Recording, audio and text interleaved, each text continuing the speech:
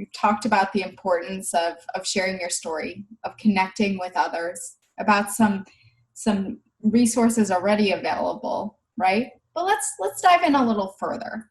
So Paul, I'm going to start with you. And I know MHA has a long history of providing resources for individuals seeking information around mental health. But let's talk a little bit about during COVID and during this pandemic, right? So what guidance is MHA providing to its community about mental health during the pandemic specifically? Well, we can pick up on some of the themes that we've already been talking about so far today. So we do a lot of the customized work, if you will, for people through our screening program. And I always highly encourage people to just take a mental health screen to figure out how they're doing and not to guess. And when people take a mental health screen on our website, we give them customized results based on the screening that they took and based on the condition for which they screen.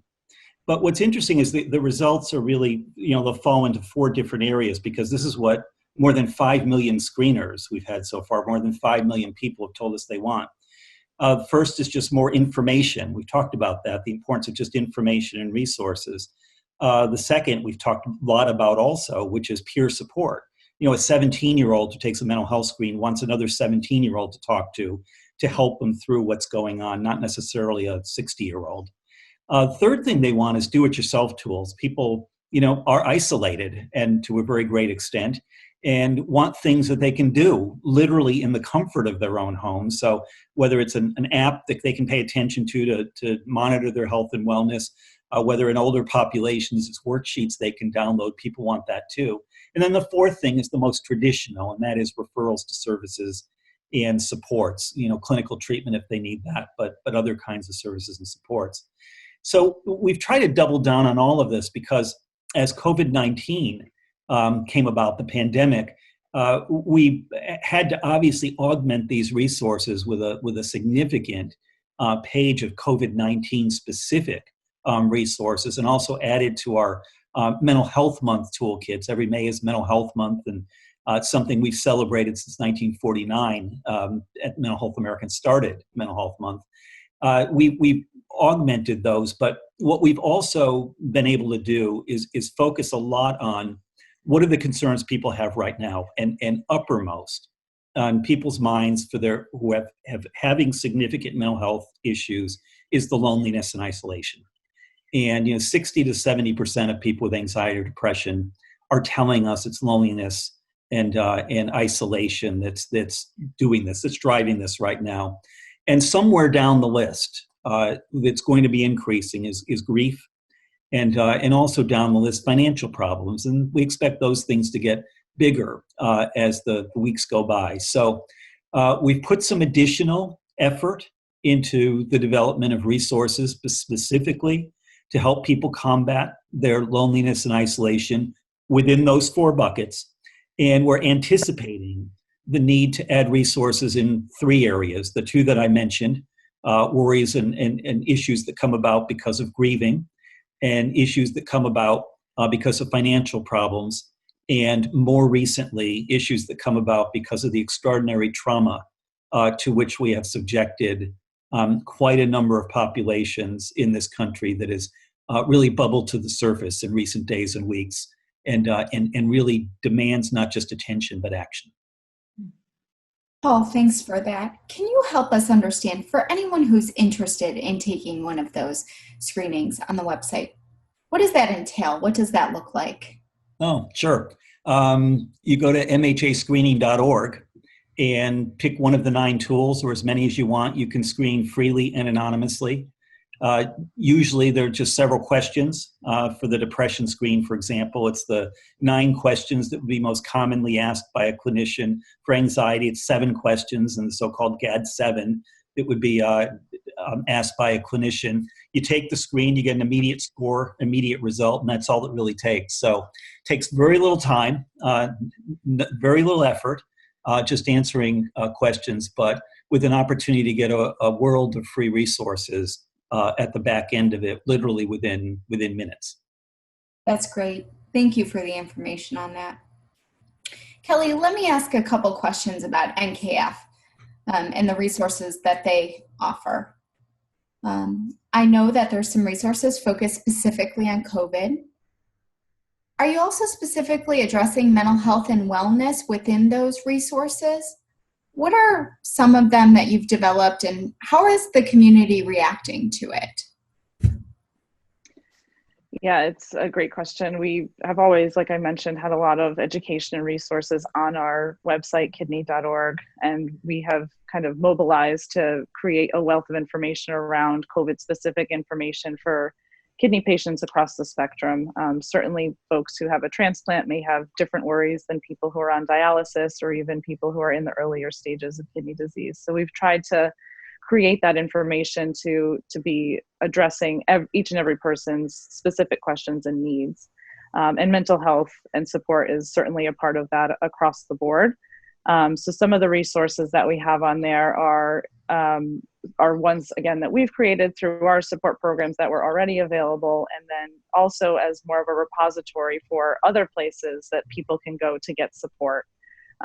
Information about what depression is, what it looks like, how it may be different than what you're experiencing if you're just feeling sad or down one day, making sure that people know what the symptoms are and how to look for that in their friends and family members. And then where to go for support.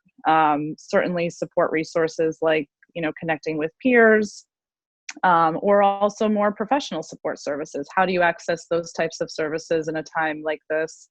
How do you find a clinician if you have never seen them before and now go through this telehealth world? So trying to have all those resources in one place is kind of a one-stop shop, so to speak, so people don't have to go all over the place. I think, the internet's obviously wonderful and connects us all, but it's a dumping ground for information sometimes, and weeding through and finding that information can be challenging. And so from our end, we really tried to just, tailor that down, make sure people are getting what they need from an accurate and reliable source, that we're working hard to keep updated daily as new things come to light. Thanks, Kelli. We've talked a lot about the transplant community today, and they have to be particularly careful, right? During the pandemic. Valen, I know you can speak to so much of this. You talk to a large community of other transplant recipients. So even as the rest of us are quarantining, they have a whole new set of risk and a whole new set of concerns, right? So self-isolation is particularly hard. We know that. So what have you been hearing from people within that perspective, right? For those who are in the transplant community, what are some of the tools and resources that you feel like would be really helpful to them? And some of the ones we've heard of today, but maybe thinking of some things that might be also needed. I've been hearing two different kind of sides of the spectrum with transplant recipients of, how they're feeling right now. For myself, there's a lot of familiarity to this on how I'm living life. I just did this recently as a post-liver transplant recipient. So some people are like, oh, I'm used to this. I can get through this. And then there's a lot of fear and worry from others. We're hearing that we're supposed to be extra careful. And my nephrologist told me that I won't return to close to the normal life that I was living pre-COVID until there's a vaccine, rapid testing, and a treatment. And that's going to be a while. So those of us are like, are we really expected to live really isolated till sometime in 2021? And that's scary. And, we value our transplanted organs. We know how precious that gift is. We want to do all we can to protect it. And at the same time, we want to make the most of the gift we've been given. So there's a little bit of struggle there with the isolation that I'm hearing. I'm also hearing guilt, for myself personally. I don't have any children, but I live with my husband and my cute cat. And the guilt of, the life that he has to change. He basically has to live the same as me. So it's not just us as transplant recipients, but our families. So thinking of what we're putting on our family members. And I have transplant recipients that have kids, and they have guilt of trying to make the decision of, do they send their kids back to school? Do they homeschool them because of their own health? And so there's a lot of concerns like that going on. And again, the navigating the risk going forward. Places are starting to open now, but I've been told from Johns Hopkins that I should be waiting 8 weeks at least after places reopen until I would start to try and, go to those places and proceed forward with things. So it's really hard to make those decisions. We want to make the right decisions for our health, and we don't always know what that is. So I'm hearing a lot of those varied emotions right now, and I'm feeling them myself personally. As far as coping with it and, recommendations and what I'm doing personally, my best bet so far has been leaning on friends and family and people that understand it and are in the same position and trying to navigate the same questions and the same things. That's been huge. I've been talking to friends more now than even before this, and they've become a really amazing resource for me. And especially going to places that, we can trust, resources like the National Kidney Foundation for information, knowing that they're trusted sources. And I've really been relying on listening to webinars from experts at Johns Hopkins, from my kidney transplant surgeon, hearing it directly from medical sources and people that I trust. That's been really helpful too. There's a lot of information right now to try and sort through. And that's why I think it's important that we really go to trusted resources right now. Valen, you touched on an excellent point. And I think there's a distinction there, right? We go to our friends and our family and to greater communities for support. But for trusted information, we seek out medical professionals, patient advocacy organizations, places for trusted information, because there's so much information out there, right? And making sure that the information you are getting is correct. And so I think that's an excellent point. And both MHA and NKF here with us today are two excellent resources. Absolutely. You also touched on something very key in our conversation today, and I'd invite everyone for this conversation, part of the conversation, we talked about reopening. Depending on where you are in this country, right, there's a different phase of reopening. And it's going to be a process, right? Some of us are in phase 1 or phase 2 or phase 3. And as we enter this next phase, we have to make another set of adjustments, right? And so what would you guys say are some best practices for mental health among those with chronic conditions? How can people in this community make sure they're paying attention to their own mental health? I think for people with chronic illnesses that we need to make sure that the conversation is continuing and that we're being honest about the needs of those in the community with chronic illness. I have seen people in the community and even family members getting back to life as normal, and I'm far from that. And, people are responding differently to this, and I understand that. And people that haven't gone through health issues, I understand that they don't get it to the same level, but we need to make sure that we're continuing to educate so that others know how important this is and that the decisions that they're making, what an impact it can have on others. As I talked about many times, risk, because that is what lies as my big concern going forward and navigating that. But I listened to a discussion from experts at Johns Hopkins who broke risk out into 3 categories that really resonated with me. They said, when you're thinking of doing an activity, think of what the risk of that activity is, the risk of doing it. Like, for instance, if you're hanging out in the backyard more than 6 feet apart and both people are wearing masks, or you decide to go to a jam-packed event and nobody has masks on. So you're evaluating the risk of the actual event. And then second, you evaluate the risk for yourself personally. So as myself personally, would it be wise with a suppressed immune system to do the event that you're thinking of doing?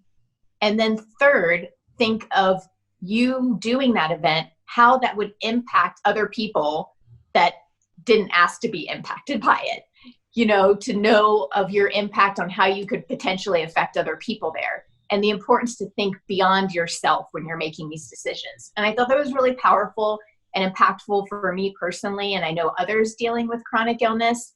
And I think at the end of the day, even though I would love a manual that would say, Valen, you can do this and you can't do this, because I so just want to protect my restored health. At the end of the day, I have to understand it's going to be based on my own comfortability with risk. And I know that's going to be the same with others. We have to evaluate it, make educated decisions, and at the end of the day, be comfortable with our decisions. And I just really want to express and hope that people will think beyond themselves as far as who they're putting at risk. Yeah, I think it's worth mentioning here, and I really want to, again, underscore everything Valen said, because the reason that we shut down as dramatically as we did wasn't really to protect the health of the population so much as it was because we didn't have the capacity in the healthcare system if everybody got sick at the same time. And the reason we're reopening again is not because the health of the population is now protected as a group. It's because the economy needs to be restarted again. And so globally, the risks that are being balanced here are risks that are sort of the economy globally and what the healthcare system's capacity is in terms of treating people who continue to get sick. But as we know, I'm in a state that is reopening as I sit and do this, which has had a decline in cases, and it's in the Northeast and Connecticut, and so we've waited for a decline. But a significant number of states have reopened while there has been an increase in the number of cases that have been going on. So back to Valen's point, each person individually has to assess their own risk here and has to decide for themselves, what's the risk and the reward. Now, some people are going to say, I've got to go back to work, and I've got to re-enter in that sense. But this re-entry isn't about addressing the loneliness or the isolation that people have been feeling. And we have to keep that in mind too. Other people are going to say, I'm not so sure that I'm ready to go back. And I think this is why a lot of the people I talk to, a lot of CEOs of nonprofits nationally and elsewhere, they're not really talking about, none of us, reopening our offices fully, many for the remainder of the year already. I'm already experiencing cancellations of events that will be scheduled for next February. And so the kind of reopening that happens when people have control over making these decisions is a lot more conservative, I think, than when people don't have the control of it. So back to empowerment, it's take control of the things you can control. And if you're in a position where you can assert some power and saying, I am not ready to go back yet, either because I've got a clinician here who's supporting the fact that I should not re-enter, or I can do my job at home. And that's part of the accommodation that has to be made for me right now. People need to use all the tools in the toolkit to be most comfortable with how we go back to whatever normal is to become. I completely agree. I'll probably echo a lot of these things, but I think the discussion around risk is definitely an important one. And the reality is that people who are immune compromised are at higher risk and will remain at higher risk even as the rest of the country opens up. So I think that the risk tolerance for people like you, Valen, or other people who are immune compromised, I think, need to make those decisions for themselves. And certainly some of those unique situations you may have with family members who may be essential workers and we're already working through all this time, decisions you've had to make as a family to protect yourself and each other, or to do your best, to make those calculated risks and speak with your healthcare professionals to ensure that you're doing everything you can to keep yourself safe, I think are important conversations to continue as your area of the country reopens. Certainly there's, again, lots of resources on our website around this. You mentioned accommodations, and I mentioned it before. I think, those are important conversations to have. I think there's a lot of companies that we're seeing are allowing people to work from home, have seen that it works. And then other professions or companies that are eager to get back to some sort of normalcy and get everybody back in the office. And if you are somebody who does require some accommodations because of your health and wanting to protect it, you do have some rights there, and to talk with your HR team. And we actually created a a standard kind of template you can use to talk with your doctor, that they can kind of fill out a letter and explain what your accommodations need to be based on what conditions you have, that you can then share with your HR department. And hopefully those will be easily accommodated. Certainly if that's a challenge, again, we can steer you in the right direction of where's places you can go to navigate that. But I think it'll be important to kind of keep reassessing this as we move along here, and different parts work differently across the country for sure. We're seeing that as well. And going forward, I can imagine how it will be hard as transplant recipients with suppressed immune systems will have to stay home a bit longer and have a slower progression back into, society. And if we take a drive and we see people active, and meanwhile we've been at home for so long, I know that's going to be hard on me personally, and I know hard for other people. So for people experiencing that, I think we just need to be mindful that we will get there. It will just be a little slower. And also, I think it's been broken down of people who value lifestyle versus life. And when you think about it, we're so eager and anxious to get back to doing what we've been doing because that's the lifestyle we love. But we have to understand to value life, and that we're still living life, and we need to make the most of it. And we'll eventually get back to the lifestyle that we love. But I think it's important that we still focus on what we have right now and be grateful for our good health and just keep making the most of every day.